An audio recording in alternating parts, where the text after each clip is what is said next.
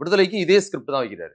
விடுதலை பார்த்தீங்கன்னா, விடுதலையிலும் இதே பில்டப் தான். அதே கதாநாயகன் சூரி பார்த்தீங்கன்னா, என்ட்ரி ஆகும்போது வள்ளலார் பக்தரா காட்டுறாரு. அவ்வளோ கனிவானவரா. ஏன் அவரு காட்டுறாரு அவரு? ஒரு சின்ன துன்பு பண்ண மாட்டாரு. ஓடி போய் ஒவ்வொரு தடவ உதவி பண்ணுவாரு. வாடிய பயிரை கண்டபோதெல்லாம் வாடின்ற மாரி ஒரு ரொம்ப அவ்வளவு பார்க்கிறவன்லாம் அன்பு செலுத்துற கேரக்டர சித்தரிச்சுக்கிட்டே இருக்கிறாரு அந்த கேரக்டர. ஏன் அத சித்தரிக்கிறார்ன்னா, அவன் தான் கிளைமாக்ஸ்ல துப்பாக்கி எடுத்து சுடப் போறான். ஒருத்தர பிடிக்க போறான். இப்படி ஒருத்தன அப்பாவியா காமிச்சுக்கிட்டே இருந்து கிளைமாக்ஸ்ல வரும்போது அவன வந்து துப்பாக்கி எடுத்து எகிறி குதிச்சு மேல இருந்து பல்டி அடிச்சு சுடுறானே இவனா அது அப்படின்னு பார்வையாளர் ஏத்துணும்ல. இந்த பேட்டர்ன் அவர்ட்ட தொடர்ந்து இருக்குது. அதுதான் பண்றாரு. அது விடுதலையிலயும் ஒண்ணும் தப்பு இல்லையே. தப்பு இல்ல. ஆ, நான் அது தப்பு இல்ல. அதுல நீங்க பொலிட்டிக்கல் வேல்யூ வைக்கும்போது தான் தப்பா நான் கொஸ்டின் பண்றேன். உங்க திரைக்கு பாட்ஷாவோட கமர்ஷியல் வேல்யூ விமர்சனம் பண்றோம். ஆனா இந்த படத்துல இது மாரி வச்சிருப்ப பிரச்சனை இல்ல. அதுல சொல்ற இந்த கண்ணோட்டம் எதிரான அரசியல் நாங்க அதுல தீவிரமா இயங்குறோம்.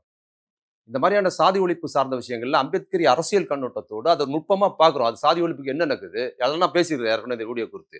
அது குறித்து நீங்க தீவிரமான, ஆழமான கண்ணோட்டம் எடுத்துக்காம, நீங்க வந்து ஒரு அங்கங்க தூவி விடும்போது, நீங்க வேணும்னே செஞ்சீங்கன்னு நான் சொல்லல. அது இந்த கண்ணோட்டத்த உருவாக்கும். அப்ப கவனமாக கையாளணும். அரசியலா பார்க்கும்போதுங்கிறதுனால தான் இந்த ஒப்பிட்ட நான் சொன்னேன். விடுதலையிலும் அத சொல்றேன். அது விடுதலையில என்ன ஆகுதுன்னா, பின்பகுதி பார்த்தீங்கன்னா, வந்து சுடுறாரு, போறாருன்னு வருதுல்ல. அந்த பில்டப் காட்டுறாரு. அதுலயும் என்ன அரசியல் கண்ணோட்டம் சொல்ல வர்றாருன்னு பார்த்தீங்கன்னா, அது வந்து இங்க கடலூர் சுத்தி இருக்கிற மாவட்டங்கள் நடந்த கதைக்களமா கட்டமைக்க பார்க்கிறாரு. அப்பதான் ஆக்சிடென்ட் நடக்குது, போது வருதுல்லாம்.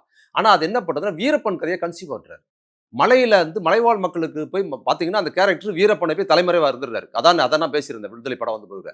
வீரப்பன் காட்டுல போய் தலைமறைவா இருந்துடுறாரு. அவருக்கு மலைவாழ் மக்கள் ஆதரவு குடுத்தாங்கன்னா, அவங்க மேல வன்முறை நடத்துறது தான் கதை. அதுதான் இந்த படத்து கதை. இவர் சொன்ன ஃப்ளாட்ல இருந்து மலைக்கு போக வேண்டிய அவசியமே இல்ல. ஏன் மலைக்கு போணும் அந்த கதைக்கு? நீ எடுத்துக்கிட்டு ஃப்ளாட்ல தான் அந்த கதை சொல்றீங்க. ஆனா கதை பூரா நடக்கிறது மலையில தான் நடக்குது அப்படிங்கிறது இல்ல. அதுல என்ன நடக்குதுன்னா, இவர் சொல்லும்போது, இந்த பில்டப் குடுக்கும்போது, சூரியோட துயரத்த காட்டும்போது, போலீஸ் துயரமா அது பதிவாகுது. காட்டுல நீங்க மலைவாழ் மக்கள் படுற கஷ்டத்த விடவும், போலீஸ் படுற கஷ்டத்த தான் பதிவு பண்ணுது. இங்கேருந்து ரொம்ப தூரத்துக்கு நடந்து போறாங்க போலீஸு. சாப்பாடே அவங்களுக்கு இல்ல. அப்படின்னு அந்த காட்சிய ஏன் நீங்க அவ்வளவு தூரம் கொண்டு போறீங்கன்னா, லொகேஷன் வித்தியாசமா இருக்கிறதுக்கு காட்டுறீங்க.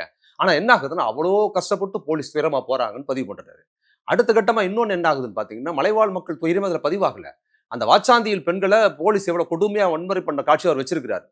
அது ரொம்ப ஏதோ பெண்கள நிர்வாணப்படுத்துற காட்சியோட வச்சிருக்கிறாரு. ஆனா அத கூட எப்படி பண்றாருன்னா, அதுல இருக்கிற ஒரு போலீஸ் அதிகாரி 2, 3 போலீஸ் அதிகாரியோட மிக மோசமான நடவடிக்கையா தான் பதிவாகுது. மாறாக நீங்க போலீஸா இருக்கிற கான்ஸ்டபிளா இருக்க மத்தவங்கலாம் எவ்வளவு துயரமா இருக்கிறாங்க. அவங்க அங்க வாழ முடியாம இருக்கிறாங்க. எவ்வளவு சிரமப்படுறாங்கங்கிறத தொடர்ந்து சொல்றாரு.